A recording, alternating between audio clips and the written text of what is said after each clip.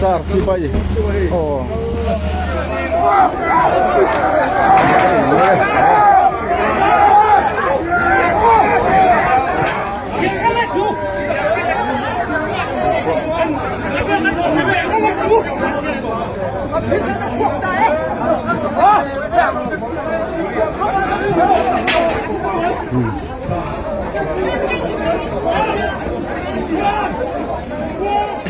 Tam khai chin hian en sarkar nge nipui tata na chabel Congress kun chuanin voina kan hun chu kan lu du tok to mai na in sa vai chuma len thu kan soi kan lo me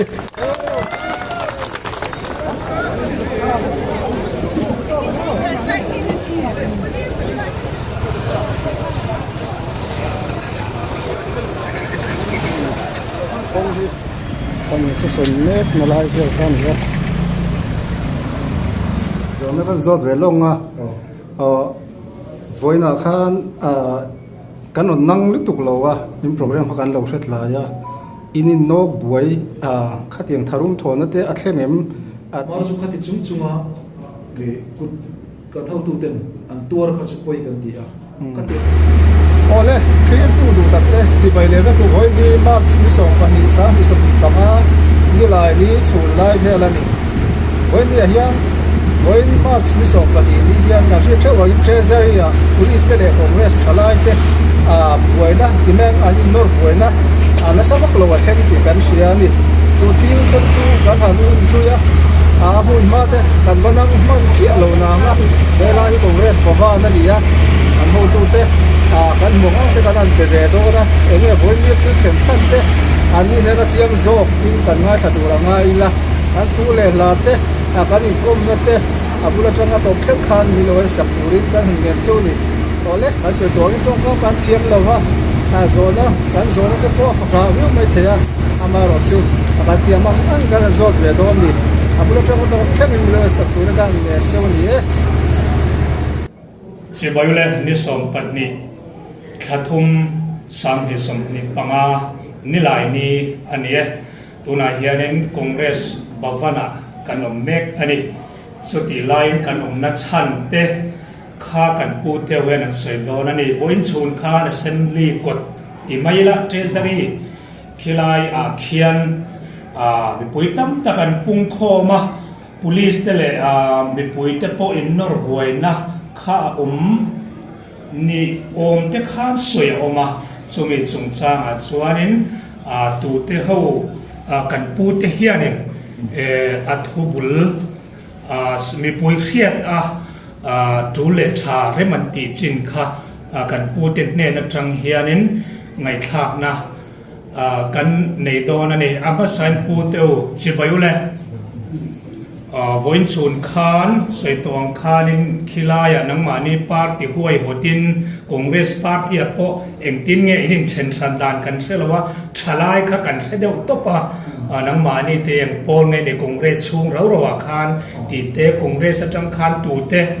huai hot ber nge he khilai program kha ege huai hot chan ti lai te kha enge tum ber kha in tum cha lo thling em tiang chi te mo tu la piang mi puya khiat atana poi mo ni khiat khatuna khongai na bul thu de le ka tangin minan sui sak don em nyang ole kan lo be hey when nia tilai mona congress bhavana lokalin voina kan program lutak mai te minon lut saka te na minon kalchila wang hianin inchunga long thu kan soi masa den ke ma ni he introduction te po hanin peila a try in karia ke hila ning thanga pachu ka dia undivided Aizawl district congress committee ya hian president nilai ka dia chuan hey kabulami he pusi vandal ruata ania ani he vice president ania chuan he tilai ni jacket dum ha sir bermi ke ku vandal mangai zela vice president pok ania vice president hi pani kan dia chuan pueval bing moya hey kan treasurer ania chuan hey voinia po thu thata min soi sak tu kha Erem chuang kan len alo thut tel thei lak mai kan lom ko maya ani hi puti ti zo ti sama mi pui ram ni pui te chuan kan thret to khan ani hi ex minister mi in la hian congress bavana hian general secretary dilai ani ya tiang chu voin ne tunam thu te hi kan ni then Undivided Aizawl District Congress Committee ADCC kan dikha claim in soizau ta zuk ila kan ria dan MLA hi apu ya Mizoram pu hian bial som diam ta constituency som diam ta chu constituency som lia tanga som dile pariat so lampang sin lampi lo som helampang som hi chu atoi zong in bial som hi pariat hi keini tuna ADCC te hian kan enkol meka MLA bill som di pariat kan enkol tinan chu chu ta chuanin party organization na hianin kan han thren sang thliat thlia block kan tia tuna hian block hi somale ama kan nei meka tin group hi somsari le paruk chong zat tuna hian kan neya aspika fa kan soilo na chan ko kha block group hanin thlang tha hanin siame te alom avang khan ache kan soi lowa chutiang bokin unit hi zakwale somthuk chuang duna hian kan boka tin unit hi ache kan soi thelo na chana pokha akalai mek unit hanin siam tha te le hanti belte hanin soi khong de te omthina wang khan chutiang chutuna kan dim ni a Elai Aizawl District Congress Committee atang hian chutiang chu kan hanin enkola tin kan hriat to in Mizoram Pradesh Congress Committee kai hoina noya tiam chuan in ADCC undivided hian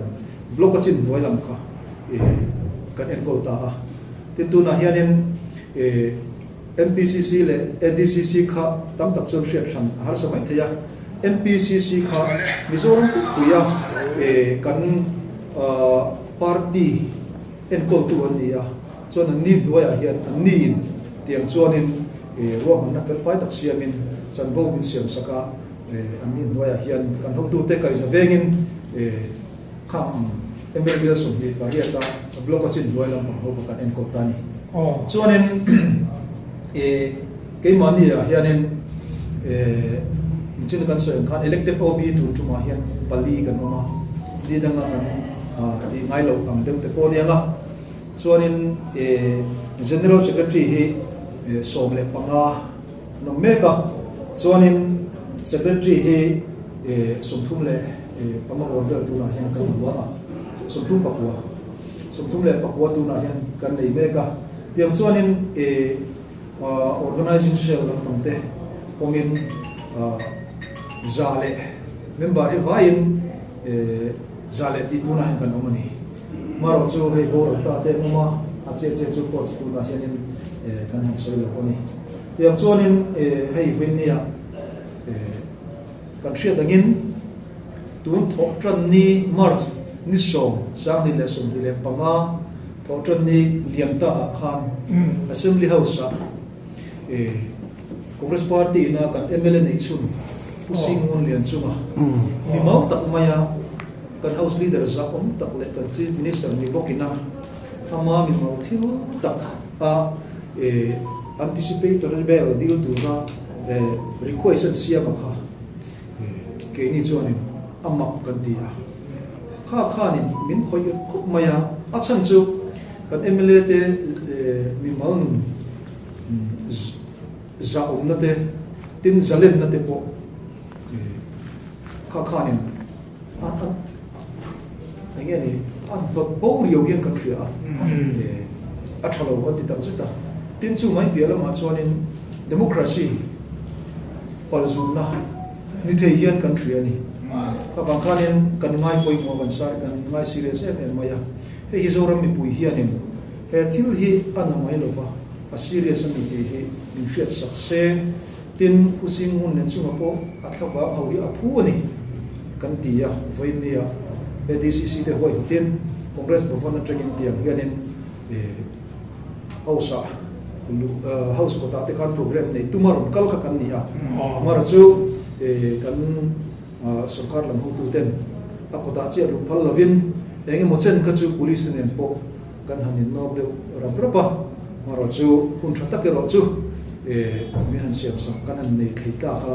alom kan tia hun thata kan manga kanin noya voina hianin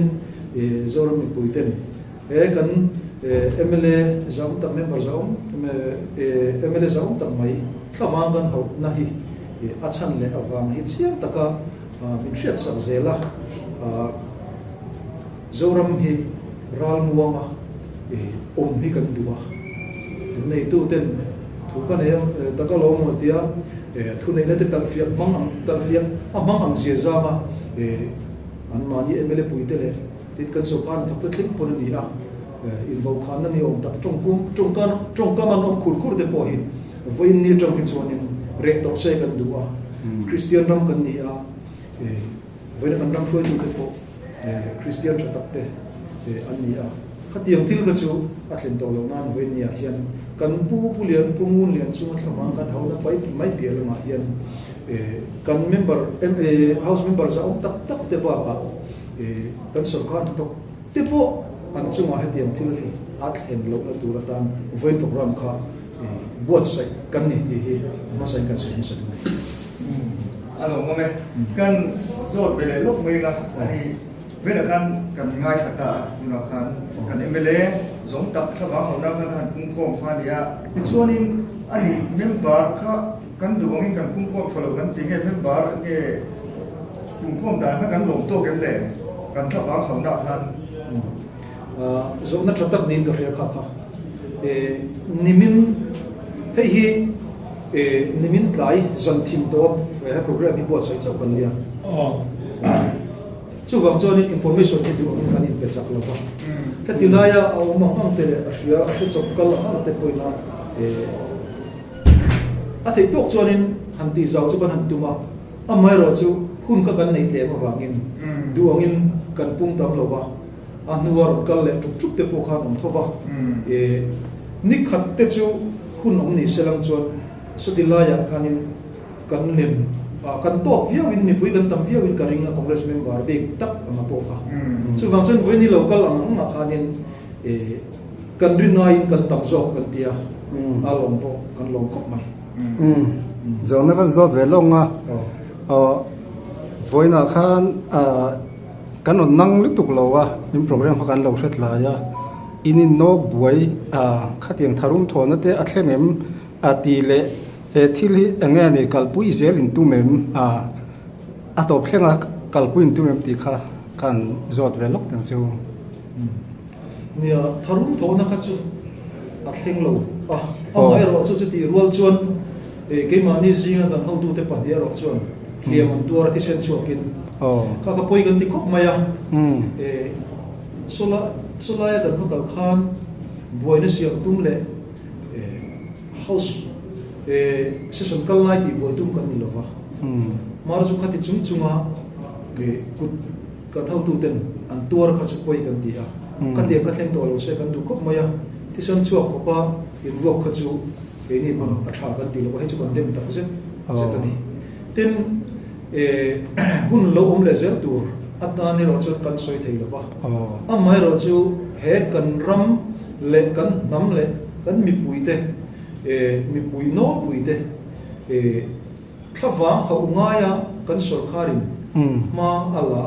kan ram min foi ni chon tun hi abul tanna na sa takin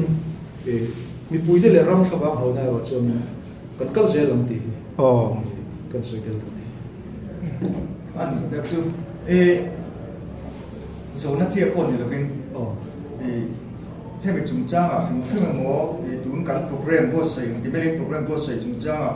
lo te mo nge kal phung pa ngai na ma ni kal su na to zel mala na tung na ko wa te mo mo sai du nei chuanin ka se cha be de film ma ke mi gi ma ni po tu na po mi ni soi ta film ok ta na chuan ti nge kan mala thin da ta pui di vel te ka be mi film sai du nei chuanin ka se cha film ma ke ni kan lo beng lo develop bok ne ta kan si ga tu chuan kan se cha develop kan ni chu khalai tak kan lu chil ma khanin thu ma tlem so ta lokila ni china po khan ka tu soina so ta khan tlem ka so tela kan ran froi tu kalma sa te hi mishing ve tho wan nia congress an nia mo MNF an nia mo PC an nia mo an po ni se a hun lai min zelin kan ho tu te hian thei pa to so in an nun na tha hian he kan ram ta na le mi pu ta na hian na an lo thoka chu tiang an na tho chuan in voinia hian in ra tha chua chu ra tha chua chu chun zom le ngai ta ta pa ma chu mi chun zom tu tha da tu po congress party kan chief minister za tak thin le kan party president za tak pula than ko la kai thoi na mo ya khan Mizoram infrastructure lian tha zom zom ni chu ani hun lai congress hun lai ya lo vector ti ila kan soi so tampon ka ring lo khatiang ani wang khan voinia party kan in thang dona party ka in thang dona party thren khaten kan ho tu kalta le shwai tu kalta te thil ti eng ma nei lo na tho eng ma nei lo ang zia zana an han soi chia min han soi chia te hei hi alung chia tha ka ti a thalai ti ril ruwa le mizoram ni pu ti ril ruwa hiam kha kha an tu kat mai ni tu wang chon voinia le congress party po thatiam din huna kan ding mar cha voinia hian kan ram floi tu ten khatiam tak maya sarkar na lak tuma intiam kom na le tong kom sang te manga be tu ten ram anan floi chota ka hian mi pui he kum khat chuang zen zone chung mi te sarkar na hoi le roi na moya anan on chota kan an chota ka hian in soi fia ngai a pok thol ngai chu tiang chu a om tak chu ni hian alanga chu ngong te ngai do chuan alung chiat thak kan ti chu ta tak chuan ke ni hian kan lo hroi to na ram kan lo hroi to na mo party ang kan lo hroi to na ama ani hian kan fel bere kan thabere kan tibi khak lo amar chu voinia en kan ho tu te hian kharam an lo hroi to na khan le party ang kan lo hroi to na khan kan ti to lo turte tin chun zom turte ti atana thate experience tha pui an neya chumi chu voinia hian chu ta tang chuan zoram mi pui le ko phan te po nia NGO te po nia kham mi te an du an ngai thailo chim te po hi kan ho tu then an hre to ni chung awang chuan mi pui nol pui voinia kan din chu le theina tur atana hian ruam man an siam pu luka reilo te a hianin policy thatak enelupia wangin chu ko noi khat le singa chuang in ham tham nam donga chumi chu aya thazo a venne en kalpui tumin kan ho tu te ruam man na an siam chowa khami siam chok kha reilo te a chuan zoram mi puya hian kan the da thei tura kan in ngaya chung chuan in kan ram tu na sual wang le rilu chiat wang tha chiat wang po ni lova din mun du anga in sep ka le thei lo te khang mi te ta na ham that na tu ka tam tak hi aro ik chuak to tak takin tu na chuanin kan sarkar ron lai chuan mun phia ka chim ve box si lova so thing le mar cha te ayin te ka chim ve box si lova contract deal do ni la party mi le sa ka lo ni box si lo chuan apa ngai reng ka nu ka tian nun chok tok tok kha ngai do ka ei zon nei tinge ma ka so tir the ti po ka tu na hen ngai tu nei siam thiam har ka pin kan chut mi din na chuan kan me ka khat tiang ka kan ni lo na turin tu nai kan ho tu te chuan in ro man tha tak siamin policy tha tak nei turin kan in ro man me ka tin party mi te po voin nei a chuan in kan ho tu pa ulal thanza ani he tan fa ulok tiang ani pathian tri me mi te thu dik lo soi ngai lo chumi le akai huai congress party hianin malso na kan dong ni in kan chung kan ho tu te kan elected te abik takin heng ho tran gol na tha hian voinia ra tra chu zo achwa chho zela zoram mi pui mun sang sang mi te po hian chu min hu pui ni in kan ria a party tam tak ten on tril ta ho ka congress party on long ta ui te po hi chung ang kan ho tu te tho ho na that le in tel khom na thaza chu kan zone in ka ria congress bhavan poi kan tho ho na tu na a tha chho ma chung kan policy thatak kan nei tur te nen zone in kai ko pin malam mun thatak hi kan nei tlat thi kan in ring ani ti kha in zone ka chang chi chu ko thelo na ngin kan sei za khret ani azo na pori to lo kalau ka khesolem so ka khalo he bisoram hian thona te ram chunga mo thona helicopter te po hi puhola chief minister hunlaya malakna razel khanin ka khria chian tichuan tuna hian rail te poai zola lolut don mai toin kan khredewa he poi puhola malakna aniem rail tak hi rail lolut tur he aniem congress hunlaya hey ai chiang dewa han sei to hunlaya kan MLA zaum tak ka pa chuwa ani hian khat lai po kha tula di chen to atha di chen min sei fi sa sala tro sampe rail cho nia rail Mizoram rundu hi tul ma de khan MNF chuan in a survey ti level te chuan lu su tel me mai the amaro chu a practical ati tak tak ka chu congress na khan ania congress na khan in parliamentary secretary kania chu ti la chun bai ra bi a ho na hi ka su tel re ni chu ania rail chu cha hi chuan in party da ni soi tu dan nei ka shelo bên vào là thuyền lễ vậy cả cần phiền được cắm đặt cái này phía cho nên dù nó em cái bộ can này chú nó có bị với nó cắn hàng những con chân cái lòng cầu chân về chú với cần mấy lễ giống tập thà vào anh hậu chúng trang cả anh em mà chú đang chán à can lấy gì là ngà chính khăn thằng ngay thậtตัวsố thiên về thế ai anh thế mà ra thế tiền phía thế tôi hiện thì thiên cả thiên anh lấy chân thì thế ông mà hiện thì nghe cần mù đàn vì cần chiang em thì cần siết bùi em thì về tất cả lệ cần lấy đàn thì nghe ai tiệm đàn ăn khá ni em thì về tất cả nâng nên siết bùi về em thì tất cả cần sẽ chạm về phim hi zo da bing war tlak tak ni in ka ria tu na hian in so thing ching turin ni kum atang khan ni kum ti ra tang to khan zo ram ni bui kun thak tu te anin po chana so maya chuan a red tur po sarkar in bithia deute po kha siam ni in kan ria mar tu na hian so thing an chau don ta sap sapa mun then kata chuan la chau khri su ti te ania kan hriat angin February som dia tanga leitan tu butan tu ti kha ania hang tiang ko ma khan kan thai am chin china kan an hoi zau hian kan kun na thok tu te le so thing ching tu te hi an lungai khop chon kan ria an be sei hi aphalom ti kan hlapui khop an ni hi chuan ham thak na dong sela an tho ha mana hi tel sela lok takin ti kan du puya amara chu tiam tu chuan hei re lo te fur bui kan thlen chho le mai to ni hian la na an tel man lo an tho ha ra sa tel man lo ti ro chu kan hlapui khop me kan nei lem la sil dang lo soi pe lo hei hoi ni ya Sulaya assembly kota program kan van nei ani ya Islam tenen te pokani no de phada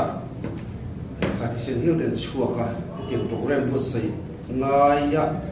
kan no li poi kan ti ma ro chu thei lo thil ani ya kha kan hu ten sei tong khan assembly house Mizoram kan lo le sang da kan dam ho tu lu ber house leader Ram na trong kam neya house hele chen Mizoram po local to tumdang ngai lo house in ram na kan dul awangin Mizoram ni pui hria ta te program kan bo sai ania chunga chuan ai zo ko pui motor kan dana te po har sa kan siam pha thaya in an police duty te po khate khanin na har sa na kan lo siam pal thaya khang khan shit thiam kan hang ne na sei to kan du lo ber chu house leader ber pa ber changin a tho pui emele pui te sa pa na tel hab lova uri grab de chongkam ne na khatin chongkam an nei kha toi kan dia ram ta na sa tha ka ram ta na poya chumi kan du lo na lang tin na program chu nan bo sai ani a house nga hian ni sang te puti ti zo kan sang kum so experience ni to a oma ani hian house nga phung le chongkam man dan le house leader ta na house u bum dan le ti so dan te chu ta kram tong tu fet on ni a house kal phung kha min soi sak thei chon ti ka nge du ma zo ka ni karon in ro zok na chana chu kha ka voi ni kan program man cham ta ni a house nga kum som zet experience lo nei to puti ti zo than sa la hian ti nga lem chang ta kan in tu par ten program lo nei sak ta ka chuan zo ram mi pu shi ta house nga kan role insan bra kan soi tu te min le zam tak te khosak dan an za tong dan te an democracy an mal zalen an in sak dan te house leader mo phuran ne house of zam thin lai te kha in soi sak the sela when it house leader ben in bigra na tong kam house sung an ni poi kan tia chu kam problem bo se kan ni sa te in soi sak the chhe ti kha ta be sei vai ta re lo ni voi na pokhan kan soi du lo to pu tu hi sam ni le pathuma khan MLA a king chau khan ya sam ni palia training a aba ka training ane le ngai to lo ni karinga he mi bu hi abo pel nen mi tu ka training ke a chan chu hela ya hi ane ti tu le ti lo tu rong fe ka doctor chu ane ti tu le ti lo ethics te kimi an nei fe ka ni ke ukil ka ni boka ukil kan ilai pon ti tu la ti lo puri kan nei beta chu tiang che so nei mela hian ti tu la ti lo tur tong kam moi le ti la la hian om fe kan nei chu ta tu ren ha soi fak chi pon lo tam e ma phang hian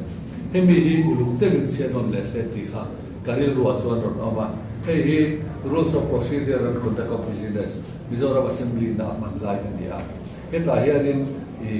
engkim hi a guideline a kim fe kan ni he mi an hian kal se tha kan dia tin pu do man asoi ham lai thang ribot atang kha chuanin case chu changa hian athu berawati metro khan alam thea amaro chu case ani na turkal koma prosecution sanction ka lo ombe chok khan dia atak taka chu separation of judiciary September sang ni le maria ta khan MNF lai khan om to ani te chon ani ka chu ni khan do na puang sa congress na han ka ti puikin chawa te chuanin legislature le executive le judiciary ashang lakin akal vet do ni khalai te kha ka shet la ka tia pu do na thu sui han lai thak riwat ta ka chuanin engkim mai ka amara pum hom le thu mai ka na ron suya kha adik lovani judiciary ban exam na ni ti kha kan soi te wa di akai lan chu cha a chuan ni helai atam khom mai ma se ni ka soi vet to lo me na una kan ne ba khan dina kan soi le du zo ka chu lo so tin chu cha ka ania so tin chu cha ka nin helai hian ZPM hian in lo ban ni an manifesto hian an manifesto nam chapter som palina so thin a horo puin an tikul mai ni chu ta se dang chuanin tlem kan cher lo ne lo so thin ZPM sarkar chon so thin nei tu zongin tender a chuan tender sang tu te sila cheng somma e mo ai sang mo chang tu nam chuan sarkarin agreement kim chang tak asia puilang ma tia tina panina hian cheng somma an nam lewa ai niaman chang ani chuan an somma ti tlinda sarkarin atumang ka dot ti mo kani tina pathumna chuan tender chang tu nam lo chuan sarkarin cheng somma in le ya ate heta kan soizom tu chu ni kuma kan so thim tan hianin vai bel si za so man da te chuan tu budget ta ni kuma kan te chuan zani khan da bel le te chuan so thim sim ta hian vai bel si za tum so man da ni minister ina soidanin tu na hian so thim hi Mizorama quintal no so vel kan thar do nan dia Mizorama kan sum vai bel si za tum so man dia quintal no som hi cheng somnga le tur chuan vaibel se zanga anga yani vaibel se zale somriat verlin kan poisa ni sa hian tunan thak zong zong ili do ta sela adai lo chen sa ni chuti rolin marcha te ain te mun phia te le la gai oka khatia ta phi ka chuan so thi gan le chuan poisa nei lo chim chim ni khala te kha kan soi du a ti so thin chin tu tan ma ngam khop maya ati ra chuan in ya an sentara khanin an va pe ala ta khan lo le mai do ne mo ti lai an mani in le entina kin tui kum manga te chuan an ina tanga ching chi pan va da man thing sulan da man ang chi te kha an mani mi bal khanin an tum te ka nga ya chu te rolin trip khat e po sarkari na la le si lo wa in khatin quintal khatte quintal ni lekten ti le box ya khala ya khanin kan ta na poi kham tu ka tin so thi ki chok kho the po le wa ata tonin kan la atu tia ata tola an la tu ra hianin kan ta na poi kham tu ka an chok kho du do ni na ni tin asam chho se be box ya chu ba chuan na kum chu ka chang pe ka chin pe to lo ti an tam khalai te ha kan se te le chu ani chuan zo no pakhat kan ne le lo ka pu nang ma mi char tan assembly house a hianin 2.2 lo sei don se speaker kal tlang khan ngai deu zen ni khan kan re pu speaker ti lo la member za tak MLA member za tak kan minister za tak khatia ti deu clip tur ne khalai house chunga hian thu sei don reng reng kha kan an kal dan trong kam mo yan ni e kan tia dana khana umen dana chuan speaker kal tak in ti deu vek khan ya a member za tak zep tuam lem lo ku ho la khan chuan in kan zom sa vek to kan member ina kan member chu mi bel tu na su ya kha ron ti mai ula to ke ni ti mai ya a chan chu zaum tak ti hian huna he lu tu ban ni kan te ni mai sa na chuan kan zom sa vek to long kan zom tak kan ti awanga zom le zo kan ni le nem kan pu kha chu ni ti siam nge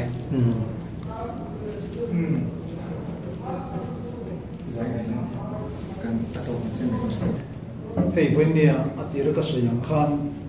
kan ti youtuber thatak tak te kan lo ke ni puna ral khada tanga kan lo mel riat le kan lo mai san tak ten when nia kan program mai ruten mai vena office bavana minum kalchila kan duang zom te han soi thaina hun te minan hun sakle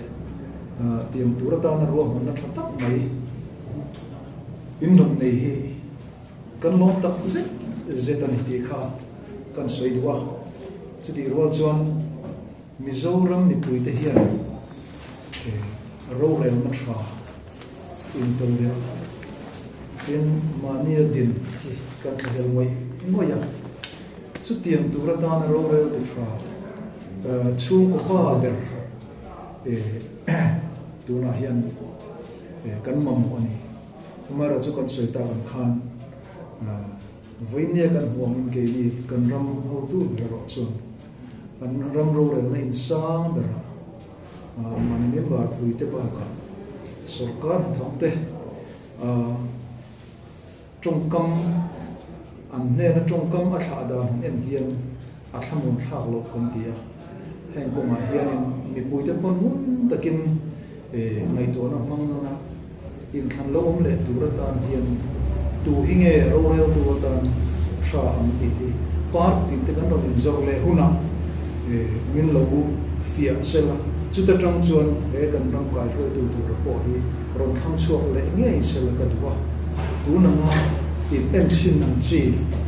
hi chu ni to lo bin en chin ni to lo bin at ka ram rom bo thei ro rel na tha kin ko thei tu ra hi min ron fia sela ta tang chuan in min ron thang chuak sela ti hi kan duwa chumi tu ra tan chuan ke ni pulal tin zar le a kai roi congress party hi kan in vote saya kan hun kal to kan ti to lo ta na tha te hun kal le tu ra ta na ti om hi ram dam na ni pui dam na ni ti hi mai to chumin tu na hian ke kan pen me ka ma ang la me kan chu wangin mi pui ten ko ni ka thom lo khre pon su tilaya kan chet vel te po khong ai takin min lo khriat thiam sak se kan duwa tin kan police te po sẽ thiệt là rõ tầm mấy nhưng lâu này rualin kun local level tu ra po ram le mi pui tan kan be ni ti po mi lo hria chun som jak tu ko atop na hen ka in cha tu ni kha ve ni a an soi the ni e zo ba chu ma la tu ma so tam khai chin hian en sarkar nge nipui ta na chabel सरकार हम तो पहले सरकार ले में तकन खाकी रियान इन सरकार ये छपे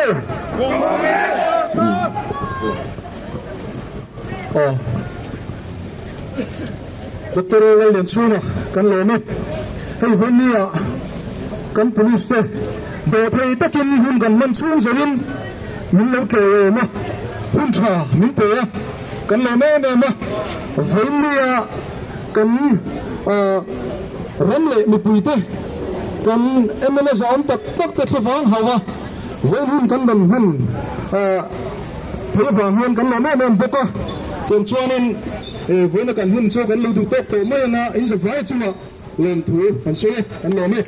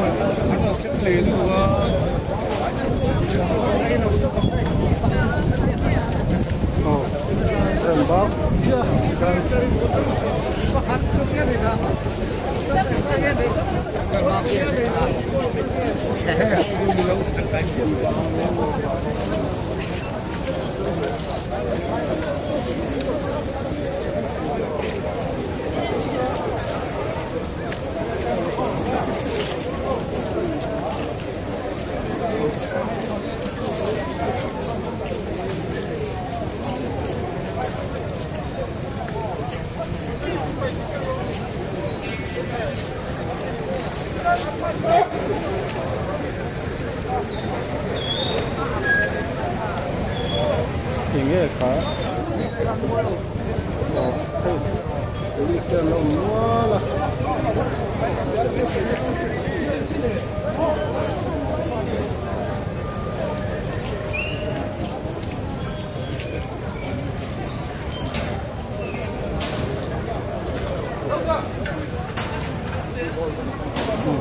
puta police pon kan khop mai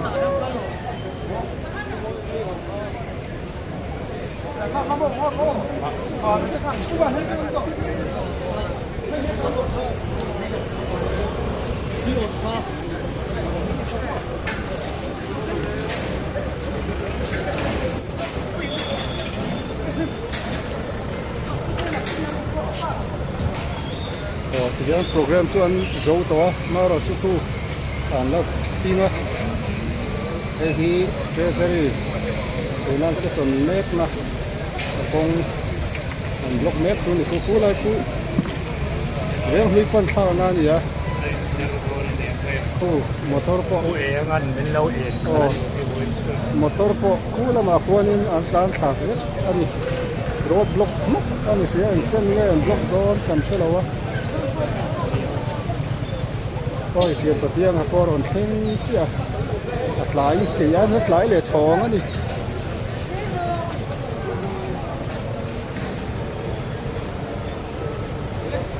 được khi làm khi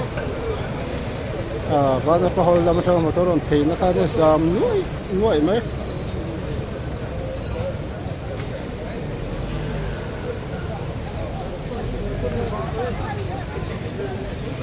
không muốn điện không được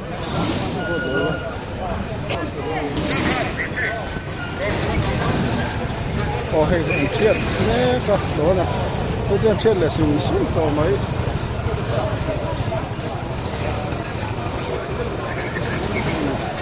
không đi áp lăng lệ ăn thịt lăng lệ có đón nha nhỉ thế trong phải là cũng đón nữa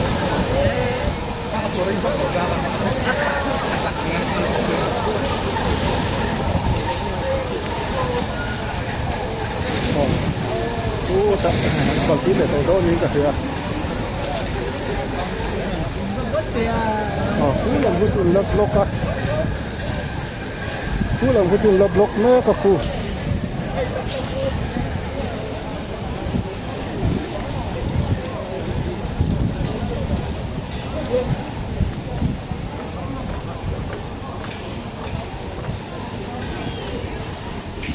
khi thọ huru huru mà cú tăng làm cái chuyện lấp lốc anh là không lâu anh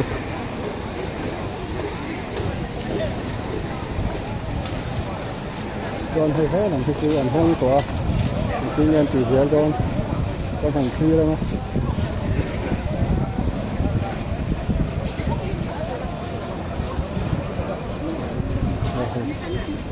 police lắm cái cô ăn câu bố cho nó đó nè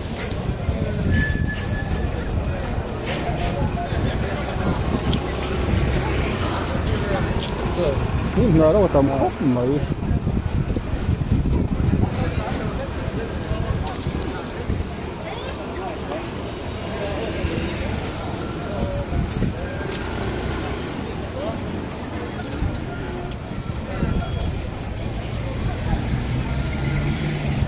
là cái treasury con sẽ sân nét mà lại cái con nữa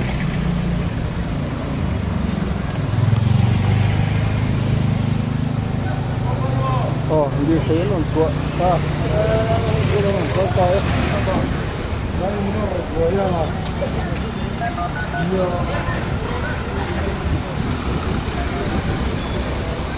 mà nhìn nó vừa ra cần vẫn về mất nó hết lại không nuôi cần có về châu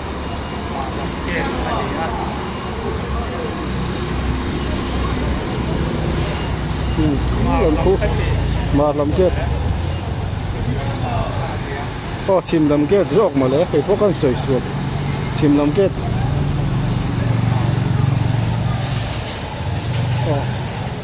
ấp kế này ấp phát lấy mày anh nó phun mày thế là chưa thấy anh chiếm râm to anh đủ tóc to nó phun mày hay phát lấy mày rồi tôi trôi po lâu ngay luôn motor là tàn sang tay nhưng mà xuống không cần phát thế rồi nó kiếm ta thì phải ngon hết nó có nó sầu lẽ nghe cứ bún lệ bal po thêm sụp lâu hơn có vợ về lệ có hay về cái con con rồi hàng cứ quay ra đi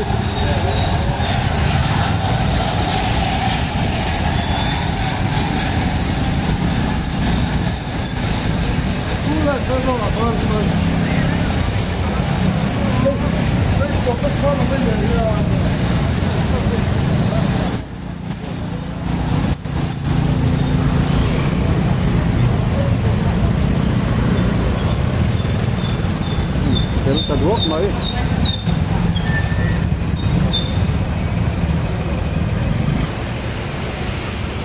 ăn quẩy ra cần lẩu năng mặn lẩu hay hấp tột lắm cái cầm cái này đẹp thôi này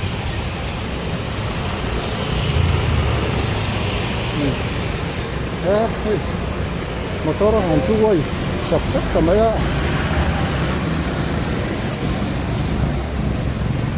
kalau pumpa này một cái cái